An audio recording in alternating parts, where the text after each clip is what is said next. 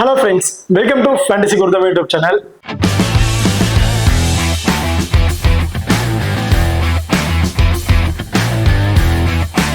நீங்க நம்ம சேனலை சப்ஸ்கிரைப் பண்ணலாம், மறக்காம சப்ஸ்கிரைப் பண்ணிக்கங்க. அப்படியே பக்கத்துல பெல் ஐகான் கிளிக் பண்ணா ஆல்ல கொடுங்க. நாங்க போடக்கூடிய வீடியோக்கள் எல்லாமே உடனுக்குடன் பாருங்க.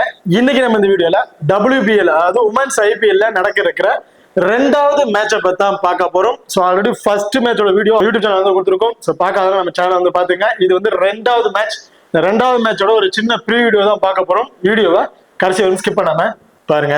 மேட்சை பொறுத்த வரைக்கும் 15ஆம் தேதி பிப்ரவரி நடக்க இருக்கு. டைமிங் இரவு 7:30 மணிக்கு வந்து இந்த மேட்ச் வந்து நடக்க இருக்கு. வெனுவை பொறுத்த வரைக்கும் சேம் ஃபர்ஸ்ட் மேட்ச் எங்க நடக்குதோ அதே வெனுவில் தான் நடக்குது. பாத்ரோல தான் அந்த மேட்ச் வந்து நடக்கிறதுக்கு. இந்த வெனுவை பொறுத்த வரைக்கும் ஆக்சுவல் ரெக்கார்ட் வைஸ்ல பார்க்கும்போது பேட்டிங் அண்ட் பவுலிங் ரெண்டு பேருக்குமே ஃப்ரெண்ட்லியா தான் இருக்கும் அப்படிங்கிற மாதிரி சொல்லியிருக்காங்க. ஸோ மோஸ்ட்லி உமன்ஸ் டீம் எடுத்துக்கிட்டாவே பவுலர்ஸ் அதில் கொஞ்சம் எக்ஸ்ட்ரா ஃபேண்டசி பண்ணி எடுக்கிறதுக்கு வாய்ப்பு இருக்கு. முக்கியமா ஸ்பின்னர்ஸ் ரொம்ப டாமினேட் பண்றதுக்கான வாய்ப்பு இருக்கு. உமன்ஸ் மேட்ச் எடுத்துட்டு பெரிய அளவுக்கு நம்ம ஸ்கோர்ஸ் எதிர்பார்க்க முடியாது. ஏதாவது 1 or 2 மேட்சஸ் மட்டும் தான் பெரிய அளவு ஸ்கோர்ஸ் வந்து எதிர்பார்க்க முடியும். பேலன்ஸ் இருக்க மேட்ச் எல்லாம் இந்த வெனுவை பொறுத்த வரைக்கும் இந்த லோவர் ஸ்கோராகவே இருக்கிறதுக்கான வாய்ப்புகள் தான் வந்து இருக்கும். இந்த வெனுவில் ஆக்சுவல் ரெக்கார்டை பொறுத்த வரைக்கும் பேட்டிங் அண்ட் பவுலிங் ரெண்டு பேருக்குமே ஈக்குவல் ஃப்ரெண்ட்லியா தான் இருக்கும் அப்படிங்கிற மாதிரி சொல்லியிருக்காங்க. ஓகே, இப்போ அடுத்ததா நீங்களும் நம்ம டெலிகிராம் சேனல் ஜாயின் பண்ணீங்கன்னா மறக்காம ஜாயின் பண்ணிக்கிங்க. லாஸ்ட் ஆஃப் அன் ஹவர்ல கிராண்ட் லீக் அண்ட் ஸ்மால் லீக்கோட ஒரு டெமோ டீம் வந்து கொடுக்குறோம். அந்த டீம் வந்து நம்ம டவுன் இருக்கிற பிளேயர்ஸா இருக்கட்டும், அல்ல கேப்டன் வைஸ்கிராம்ல இருக்கட்டும், சேஸ் பண்ணி ப்ளே பண்ணி பாருங்க. ரொம்ப ஒரு பெஸ்ட் ஆப்ஷனா வந்து இருக்கும். அது மட்டும் இல்லாம லாஸ்ட் ஆஃப் அன் ஹவர்ல ஸ்போர்ட்ஸ் ஆப்ல இருக்க பாப் ஆப்ஸ்ல இருக்கட்டும், குபேரா ஃபேண்டசி ஆப்ல இருக்க டியோ ஆப்ஷனா இருக்கட்டும், அது ரெண்டுலயுமே நாங்க எந்த ஆப்ஷன்ஸ்ல ட்ரை பண்றோமோ அதே ஆப்ஷன்ஸ்ல நம்ம டெலிகிராம் சேனல் வந்து கொடுத்துட்டு இருக்கோம். ஸோ மறக்காம நம்ம டெலிகிராம் சேனல் வந்து ஜாயின் பண்ணிக்கிங்க. டிஸ்கிரிப்ஷன்ல லிங்க் இருக்கு. ஓகே, பார்த்ததா இந்த வெறும் ரீசன்ட் ரெக்கார்ட் லாஸ்டா வந்து ஒரு 5 T20 ரெக்கார்ட்ஸை பொறுத்த வரைக்கும் ஆவரேஜ் ஸ்கோர் 118 அப்படிங்கிற மாதிரி சொல்லியிருக்காங்க. டோட்டல் விக்கெட்ஸ் 54 விக்கெட்ஸ் வந்து கிடைச்சிருக்கு. அதுல ஃபாஸ்ட் பவுலர்ஸ் 28 விக்கெட்டும், ஸ்பின்னர் 29 விக்கெட். ஸோ இந்த மாதிரி ஆப்ஷன்ஸ்ல வந்து விக்கெட்ஸ் வந்து எடுத்திருக்காங்க. இப்போ பார்த்தா நீங்க இன்னும் நம்ம XL11 ஆப் வந்து இன்ஸ்டால் பண்ணீங்கன்னா மறக்காம இன்ஸ்டால் பண்ணீங்க. டிஸ்கிரிப்ஷன்ல லிங்க் இருக்கு. Invite code FGT. இந்த ஆப்பை பொறுத்த வரைக்கும் ஸ்மால் கான்டெஸ்ட்ல ப்ளே பண்ண நினைக்கிறவங்களுக்கு ரொம்ப ரொம்ப பெஸ்ட் ஆப்ஷன் வந்திருக்கும். மற்ற ஆப்பும் நம்ம எக்ஸல் ஆப் நீங்க கம்பேர் பண்ணி பார்த்தீங்கன்னா தெரியும், நிறைய மணி டிஃபரன்ஸ் சைஸ்ல வர வாய்ப்புகள் இருக்கு. அது மட்டும் இல்லாம நம்ம எக்ஸல் ஆப்ல இன்டர்நேஷனல் மேட்சஸ் நிறைய மேட்சுக்கு ஃப்ரீ கிவ்வேஸ் வந்து கொடுத்துட்டு இருக்காங்க. நம்ம உமன்ஸ் IPL மேட்சுக்கும் ஃப்ரீ கிவ்வேஸ் வந்து கொடுத்துட்டு இருக்காங்க. அது மட்டும் இல்லாம இன்வெஸ்ட்மெண்ட் லீடர் போர்டு அப்படிங்கிற மாதிரி அறிவிச்சிருக்காங்க. இந்த இன்வெஸ்ட்மெண்ட் லீடர் போர்டு பொறுத்த வரைக்கும் பிரைஸ் ஒர்த் வந்து 11 லட்சம் ரூபாய் வரைக்கும் இருக்காங்க சொல்லியிருக்காங்க. இதுல 10 பிரைஸ் 1ல இருந்து 10 பேருக்கு வந்து iPhone 16ம், 11ல இருந்து 20 பேருக்கு iPad 10th ஜெனரேஷன் வந்து கொடுக்குறாங்க. 21ல இருந்து 30 பேருக்கு 2000 ரூபாய் வரையும் கேஷ்பேக் வந்து உங்களோட XL11 பேலட்லேயே வந்து ஆட் ஆயிரும். ஸோ இந்த இன்வெஸ்ட்மெண்ட் லீடர் போர்டை பொறுத்த வரைக்கும் பிப்ரவரி 14ல இருந்து பிப்ரவரி 20 வரைக்கும் இது வந்து ரன்னிங்ல வந்து இருக்கும். ஸோ அது வரைக்கும் இன்வெஸ்ட்மெண்ட் லீடர் போர்டில் இந்த பிரைசஸ் கிடைக்கிறதுக்கான வாய்ப்புகள் இருக்கு. ஸோ இந்த மாதிரி ஆப்ஷன்ஸ்ல நிறைய ஃப்ரீ கிவ்வேஸும் வந்து கொடுத்துட்டு இருக்காங்க. இந்த ஆப்ஷன் ட்ரை பண்ணி பாருங்க. நம்ம எக்ஸலோட ஆப் டிஸ்கிரிப்ஷன்ல இருக்கு. Invite code FGT. ஓகே, இப்போ அடுத்ததா ஹெட்வெட் ரெக்கார்ட் வந்து பார்த்துரும். ஸோ ஹெட்வெட் பொறுத்த வரைக்கும் 5 மேட்சஸ் வந்து ப்ளே பண்ணியிருக்காங்க. அதுல மும்பை இந்தியன்ஸ் 3 மேட்சஸும், டெல்லி கேபிட்டல் வந்து 2 மேட்சஸ் அப்படிங்கிற மாதிரி வின் பண்ணியிருக்காங்க. ஓகே, இப்போ அடுத்ததா ரெண்டு டீமுக்கு ப்ராப்பர் 11ஸ்ல யார் யார் இருக்கா அப்படிங்கிற டீட்டெயில் வந்து பார்த்துருவோம். ஸோ மும்பை இந்தியன்ஸ் பொறுத்த வரைக்கும் யாஸ்திகா பாட்டியா அண்ட் ஹைலி மேத்யூஸ் ரெண்டு பேரும் வந்து இன்னிங்ஸ் வந்து ஓபன் பண்ண போறாங்க. ஸோ பாட்டியா தான் வந்து இந்த டீமோட விக்கெட் கீப்பிங் ஆப்ஷன். நட்சர் பென், Harmanpreet Kaur, Amelia Kerr, Sajana, Pooja Vastrakar, Amanjot Kaur, Keerthana, Ismail and ஜக். ஸோ இது மும்பை இந்தியன்ஸோட ஒரு ப்ராப்பர் 11ஸ்ஸா வந்து இருக்கு. அடுத்ததா டெல்லி கேபிட்டல்ஸ். டெல்லி கேபிட்டல்ஸை பொறுத்த வரைக்கும் சஃபாலி வர்மா அண்ட் லானிங் ரெண்டு பேருமே வந்து இன்னிங்ஸ் ஓபன் பண்ண போறாங்க. Jaima Rodrigues, Alex கேப்சி, Marisa gap, Johnson's, Radha Yadav, Bhatia, Minnumani, Arundhati Reddy and Shikha Pandey. So இதுதான் டெல்லி கேபிட்டல்ஸோட ஒரு ப்ராப்பர் 11ஸ்ஸா இருக்கு. So Delhi கேபிட்டல்ஸோட wicket keeping option பார்த்தீங்கன்னா பாட்டியா தான் வந்து பண்றதுக்கான வாய்ப்புகள் வந்து இருக்கு. ஸோ இப்போ ரெண்டு டீமுக்கு ப்ராப்பர் 11ஸ்ல யார் யார் இருக்கா அப்படிங்கிற டீட்டெயில் வந்து பார்த்துரும். ரெண்டு டீமுக்கு பிளேயர் சைஸ்ல அவங்க ஸ்டாட்ஸ் வைஸ்ல லாஸ்ட் சீசன்ல என்ன மாதிரி பர்ஃபார்மன்ஸ் பண்ணிருக்காங்க அப்படிங்கிற மாதிரி பார்ப்போம். ஓகே, இப்போ சஃபாலி வர்மா. ஸோ சஃபாலி வர்மா பொறுத்த வரைக்கும் 2 சீசன் வந்து அவங்க ப்ளே பண்ணியிருக்காங்க. இதுல லாஸ்ட் சீசனை பொறுத்த வரைக்கும் 9 மேட்சஸ் வந்து ப்ளே பண்ணியிருக்காங்க. ஒரு மேட்சஸ் மட்டும் நாட் அவுட் பேட்ஸ்மேனா வந்து இருந்திருக்காங்க. ஓவராலா ஒரு 309 ரன் அப்படிங்கிற மாதிரி அடிச்சிருக்காங்க. ஹையஸ்ட் ஸ்கோர் பார்த்தீங்கன்னா அந்த மேட்சஸ்ல 71 ரன் அப்படிங்கிற மாதிரி அடிச்சிருக்காங்க. அது குஜராத் டைன்ஸோட பிளே பண்ணும்போது அந்த 71 ரன்ஸ் அப்படிங்கிற மாதிரி கிடைச்சிருக்கு. ஆவரேஜ் ஸ்கோர் 38 அப்படிங்கிற மாதிரி அடிச்சிருக்காங்க. ஸோ இவங்க மோஸ்ட்லி வந்து பாத்தீங்கன்னா சிக்ஸஸ் பவுண்டரிஸ் ரெண்டுலயுமே அதிகபட்சம் ட்ரீட் பண்றாங்க. பவுண்டரிஸ் வந்து பாத்தீங்கன்னா 27, சிக்ஸஸ் வந்து 20 அப்படிங்கிற மாதிரி அடிச்சிருக்காங்க லாஸ்ட் சீசன்ல நடந்த 9 மேட்சஸ்ல. சஃபாலி வர்மா வெரி ஃபர்ஸ்ட் பால்ல இருந்து அக்ரெசிவா தான் பிளே பண்ணுவாங்க. எல்லா பாலுமே அடிச்சா வரணும் அப்படி தான் பார்ப்பாங்க. ஸோ அவங்க ரெக்கார்ட் வைஸ்ல பார்க்கும்போது தெரியும் அதிகபட்சம் பவுண்டரி சிக்ஸஸ் இப்படிதான் வந்து ட்ரீட் பண்ணிட்டு இருக்காங்க. ஸோ சஃபாலி வர்மா ஆப்ஸ் வைஸ்ல பார்க்கும்போது ஃபர்ஸ்ட் பேட் பண்றாங்க அப்படின்னா அவங்களுக்கு வந்து ஒரு இம்பார்ட்டன்ட் கொடுத்துருக்குங்க. இந்த மேட்ச் அவங்க ஃபர்ஸ்ட் பேட் பண்றாங்கன்னா அவரேஜா ஒரு 25 இருந்து ஒரு 30+ ஸ்கோர் அப்படிங்கிறது தாராளமா வந்து எதிர்பார்க்கலாம். அதுக்கு மேலே மணிக்கிற வாய்ப்புகள் இருக்கு. அதே செகண்டா பேட் பண்றாங்க அப்படின்னா ஒரு 15+ ஃபேண்டசி பாயிண்ட் அப்படிங்கிற ஆப்ஷன் அவங்க நம்ம எதிர்பார்க்க முடியும். ஸோ செகண்டா பேட் பண்ண ஏர்ல வைக்கிற வைக்கிறதுக்கான வாய்ப்புகள் வந்து இருக்கு. அதனால சஃபாலி வர்மாவை பொறுத்த வரைக்கும் ஃபர்ஸ்ட் பேட் பண்ற மாதிரி இருந்தா ஒரு இம்பார்ட் வந்து கொடுத்துருங்க. செகண்டா பேட் பண்ற மாதிரி இருந்தா 50 ஆப்ஷன் வந்து ட்ரை பண்ணி பாருங்க. அதான் லேர்னிங். ஸோ லேர்னிங்கோட ரீசன்ட் ஃபார்ம் வைஸா இருக்கட்டும், இதுக்கு முன்னாடி பிளே பண்ண மேட்சா இருக்கட்டும், ரெக்கார்ட் வைஸ்ல ரொம்ப சூப்பரா பெர்ஃபார்மன்ஸ் பண்ணிருக்காங்க. இப்ப லாஸ்ட் நடந்த ஒரு 5 மேட்சஸ் ரெக்கார்ட்ஸ் பார்க்கும்போது ஆவரேஜா மேட்சுக்கு மேட்ச் லாஸ்ட் ஒரு 5 மேட்ச்லயுமே எல்லா மேட்சும் 50+ ஸ்கோர் மாதிரி தான் அடிச்சிருக்காங்க. 100+ ஸ்கோர் அடிச்சிருக்காங்க. ஸோ அவங்க வந்து வெரி ஃபர்ஸ்ட் பால் வந்து நல்ல ஒரு அக்ரெசிவா பிளே பண்ணக்கூடிய ஒரு பிளேயர் தான். லாஸ்ட் சீசன்ல 9 மேட்ச் வந்து பிளே பண்ணிட்டாங்க. ஓவராலா 331 ரன் அப்படிங்கிற மாதிரி கிடைச்சிருக்கு.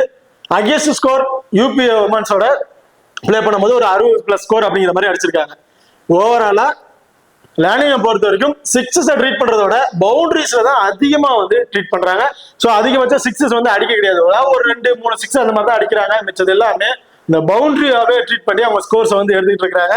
ஸோ லேர்னிங் இந்த மேட்ச் கண்டிப்பா ரொம்ப ரொம்ப இம்பார்ட்டன்ட் பிளேயரா வந்திருப்பாங்க.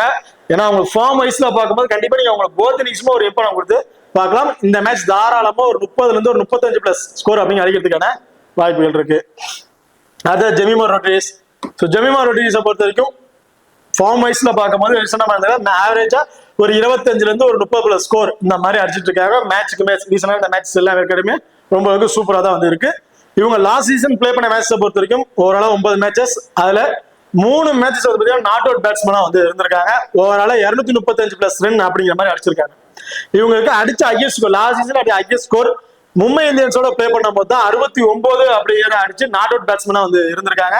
ஆவரேஜ் ஸ்கோர் 39 அப்படிங்கிற மாதிரி இருக்கு. ஸோ ஜெமிமா ரொட்ரிகஸ் எப்ப இம்பார்ட்டன்ட் பிளேயரா இருப்பாங்க அப்படின்னு பாத்தீங்கன்னா செகண்டா பேட் பண்றாங்க அப்படின்னா ஒரு இம்பார்ட்டன்ட் கொடுத்துருங்க. ஃபர்ஸ்ட் பேட் பண்றாங்கன்னா ஒரு 50 ஆப்ஷன் வந்து ட்ரை பண்ணி பாருங்க. ஏன்னா ஃபர்ஸ்ட் பேட் பண்ணும்போது அவங்களோட பெரிய ஸ்கோர்ஸ் வந்து நம்ம எதிர்பார்க்க முடியும். கொஞ்சம் இயர்ல விக்கெட் ஆகிறதுக்கான வாய்ப்புகள் வந்து இருக்கு. ஜெமிமா ரொட்ரிகஸ் பொறுத்தவரைக்கும் ஒரு சிங்கிள் ஆப்ஷன் தான். வேற எக்ஸ்ட்ரா அட்வான்டேஜ் பார்த்தீங்கன்னா ஒரு அன்எக்ஸ்பெக்டட் கேச்சஸ் இந்த மாதிரி வாய்ப்புகள் தான் இருக்கிறனால ஜெமிமா ரொட்ரிகஸ் செகண்டா பேட் பண்றாங்கன்னா ஒரு இம்பார்ட்டன்ட் கொடுத்துட்டு ஃபர்ஸ்ட் பேட் பண்ற மாதிரி இருந்தா ஒரு 50 ஆப்ஷன் கூட நீங்க ட்ரை பண்ணி பார்க்கலாம். இப்ப அடுத்ததான் வந்து அலெக்ஸ் கேப்சி. அலெக்ஸ் கேப்சியை பொறுத்த வரைக்கும் ஒரு ஆஃப் பிரேக் பவுலர். ஸோ அவங்க லாஸ்ட் சீசனை பொறுத்த வரைக்கும் 9 மேட்சஸ் வந்து பேட்டிங்ல 230 ரன் அப்படிங்கிற மாதிரி அடிச்சிருக்காங்க. ஹையஸ்ட் ஸ்கோர் மும்பை இந்தியன்ஸோட அவங்க பிளே பண்ணும்போது தான் 75+ ஸ்கோர் அப்படிங்கிற மாதிரி அடிச்சிருக்காங்க. ஸோ ஓவரால் இவங்களோட ஆவரேஜ் ஸ்கோர் அப்படின்னு பார்த்தீங்கன்னா 28 அப்படிங்கிற மாதிரி கிடைச்சிருக்கு. இவங்க அதிகமா வந்து பார்த்தீங்கன்னா பவுண்டரிஸ் ஏதாவது ட்ரீட் பண்ணிருக்காங்க. சிக்ஸஸ் பெருசா வந்து ட்ரை பண்ண கிடையாது. இதுலயே லாஸ்டா அந்த 9 மேட்சஸ்ல 2 முறை டக் அவுட் ஆயிருக்காங்க. கிட்டத்தட்ட ஒரு 7 மேட்ச்ல அடிச்ச ஸ்கோர்ஸ் மட்டும் தான் இந்த 230 அப்படிங்கிற ஸ்கோர். இவங்க பேட்டிங் ஆர்டர் ஒரு ஆவரேஜா ஒரு 25+ ரன் அப்படிங்கிறது ஆவரேஜா வந்து எதிர்பார்க்கலாம். பவுலிங்ல லாஸ்ட்ல 5 இன்னிங்ஸ்ல 48 பால் போல் பண்ணி 49 ரன்ஸ் அப்படின்னா பாலுக்கு ஒரு ரன் அந்த மாதிரி ஆப்ஷன் தான் கொடுத்துட்டு இருக்காங்க. 4 விக்கெட்ஸ் அப்படிங்கிற மாதிரி எடுத்திருக்காங்க. ஸோ எல்லா மேட்சுமே வந்து பவுல் பண்ண கிடையாது. ஒரு 4 மேட்ச் 5 மேட்ச் இந்த மாதிரி தான் வந்து பவுல் பண்ணிருக்காங்க. இதுல இவங்க பாத்தீங்கன்னா மும்பை இந்தியன்ஸோட பிளே பண்ணும்போது 23 ரன் கொடுத்து 2 விக்கெட் இந்த மாதிரி ஆப்ஷன்ல எடுத்திருக்காங்க. அலெக்ஸ் கேப்சியை பொறுத்த வரைக்கும் ஆவரேஜ் பாத்தீங்கன்னா ஒரு எக்கனாமிக்கா பவுல் பண்ணது 6.12 அப்படிங்கிற மாதிரி லாஸ்ட் சீசன்ல வந்து பவுல் பண்ணிருக்காங்க. இப்ப ரீசன்ட் ஃபார்ம் வைஸ்ல பார்க்கும்போது பேட்டிங்கா இருக்கட்டும் பவுலிங்கா இருக்கட்டும் ரெண்டுலயுமே ஒரு ஆவரேஜ் ஸ்கோர் வச்சிருக்காங்க.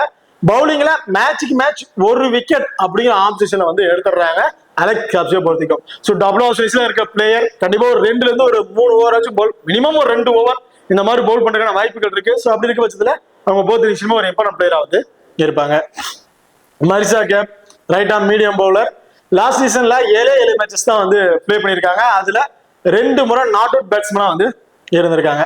ஸோ அதுலயும் பெருசா அவங்களுக்கு வந்து ஸ்கோர்ஸ் வந்து கிடைக்கல. 79 இந்த மாதிரி தான் ஸ்கோர் கிடைச்சிருக்கு. பெருசா பேட்டிங் ஆப்ஷனும் லாஸ்ட் சீசன்ல அவங்களுக்கு கிடைக்கல. ஆவரேஜ் ஸ்கோர் 19 இந்த மாதிரி தான் வந்து எதிர்பார்க்க முடியும். இதுல இவங்க பவுலிங் ஆப்ஷன் வந்து பார்க்கும்போது 7 மேட்சஸ்மே வந்து பவுல் பண்ணிருக்காங்க.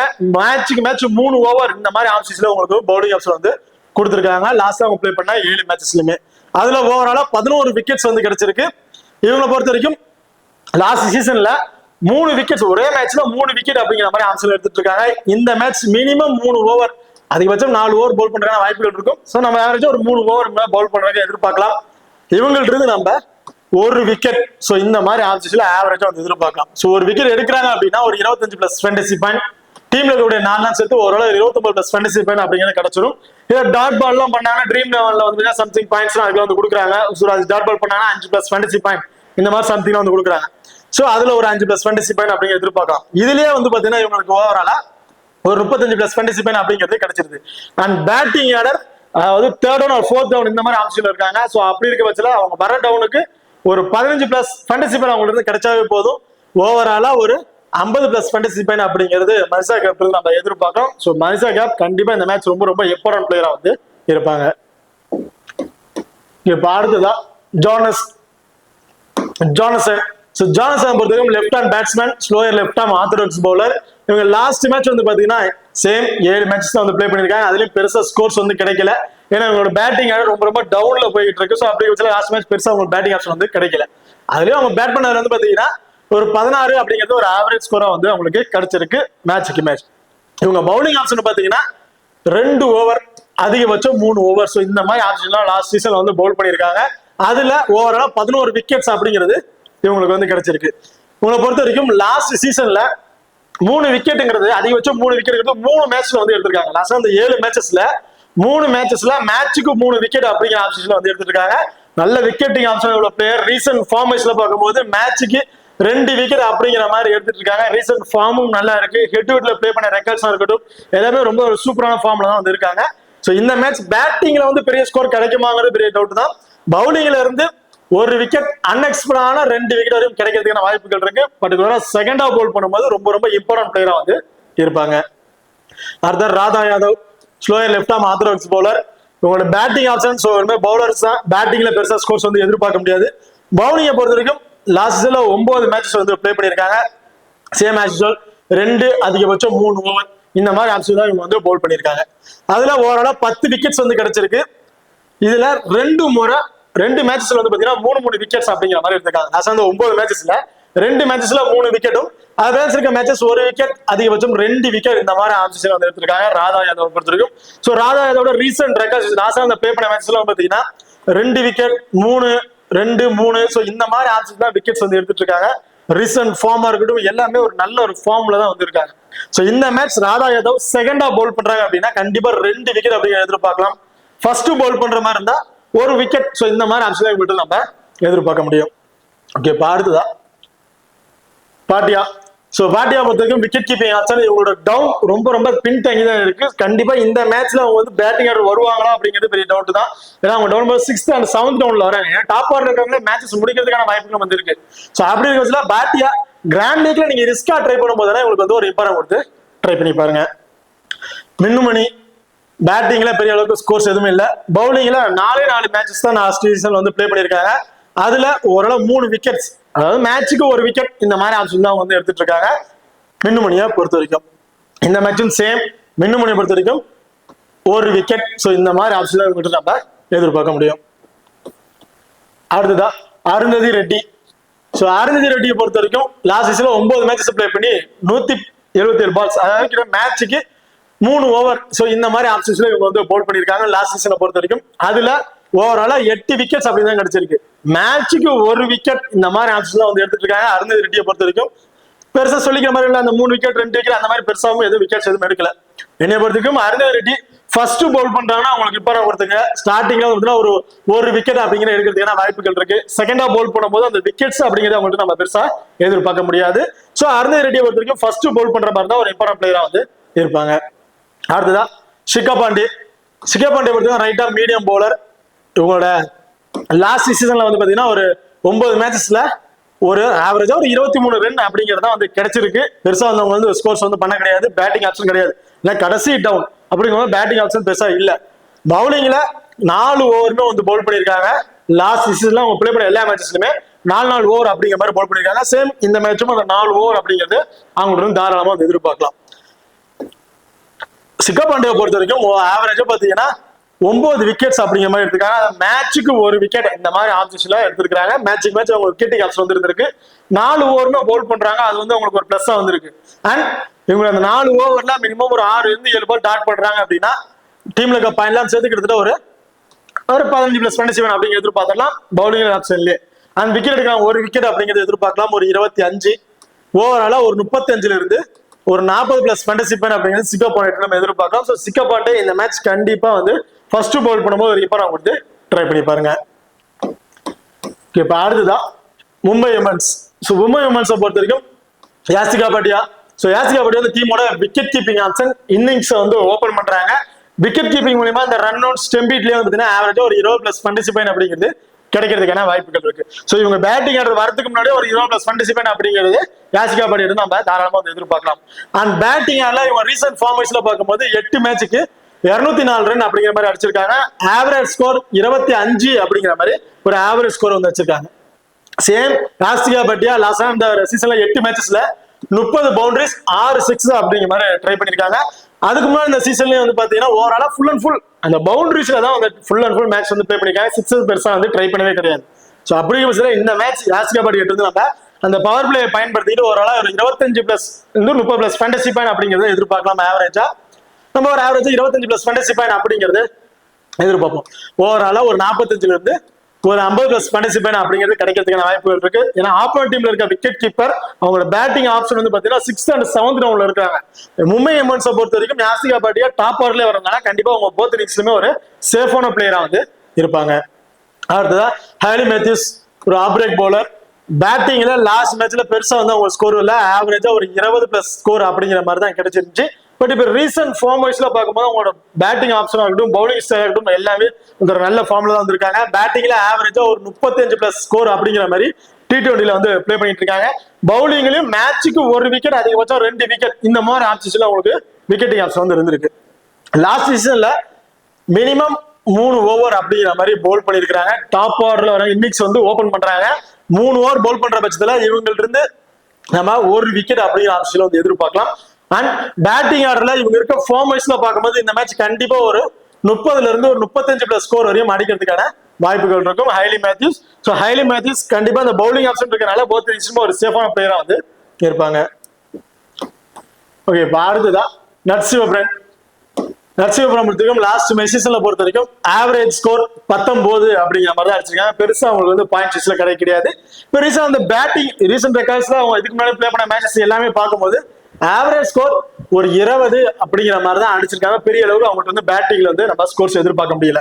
இந்த மேட்ச் இவங்களுக்கு நம்ம ஆவரேஜா ஒரு 20 பிளஸ் ஃபேண்டசி பாயிண்ட் இந்த மாதிரி தான் வந்து எதிர்பார்க்க முடியும். அண்ட் பவுலிங் ஆப்ஷன் வந்து பாத்தீங்கன்னா 2 ஓவர் அதிகபட்சம் 3 ஓவர். ஸோ இந்த மாதிரி ஆப்ஷன்ல இவங்க பவுல் பண்றதுக்கான வாய்ப்புகள் இருக்கு. ஸோ அப்படி பவுல் பண்ற பட்சம் லாஸ்ட் சீசன்ல 9 மேட்சஸ்க்கு 10 விக்கெட் அப்படிங்கிற மாதிரி எடுத்திருக்காங்க. அதாவது மேட்சுக்கு ஒரு விக்கெட் அதிகபட்சம் 2 விக்கெட் அப்படிங்கிற மாதிரி கிடைச்சிருக்கு. ஒரு ரைட் ஆர்ம் மீடியம் ஃபேஸ்ல பவுல் பண்ணக்கூடிய ஒரு பவுலர். இந்த மேட்ச் இவங்களுக்கு நம்ம அன்எக்ஸ்பெக்டடான ஒரு விக்கெட். ஸோ இந்த மாதிரி ஆப்ஷன் தான் வந்து எதிர்பார்க்க முடியும். கம்பல்சரி விக்கெட் கிடைக்குமாங்கன்னு பெரிய டவுட் தான்.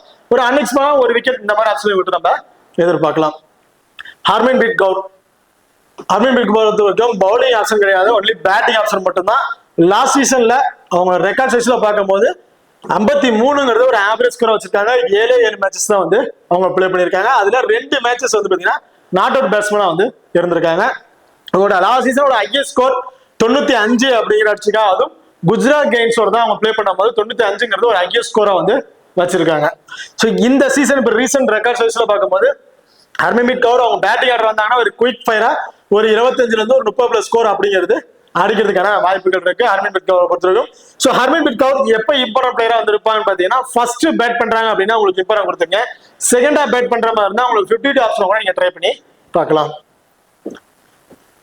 இப்போ அடுத்ததான் அமிலேக்கர். அமிலேக்கரை பொறுத்த வரைக்கும் பேட்டிங் ஆப்ஷன்ல பாத்தீங்கன்னா ஹையஸ்ட் ஸ்கோர் 40 அப்படிங்கிற மாதிரி அடிச்சிருக்காங்க.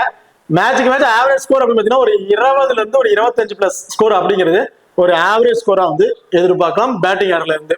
பவுலிங் ஆப்ஷன் அப்படின்னு பாத்தீங்கன்னா 2 ஓவர் இந்த மாதிரி வந்து பவுல் பண்ணிருக்காங்க. லாஸ்ட்ல வந்து 9 மேட்சஸ்க்கு 2 ஓவர் அப்படின்னு போயிருப்பாங்க. 1 மேட்சஸ்ல வந்து ஒரு 3 ஓவர் இந்த மாதிரி ஆப்ஷன்ல பவுல் பண்றாங்க வாய்ப்புகள் இருக்கு.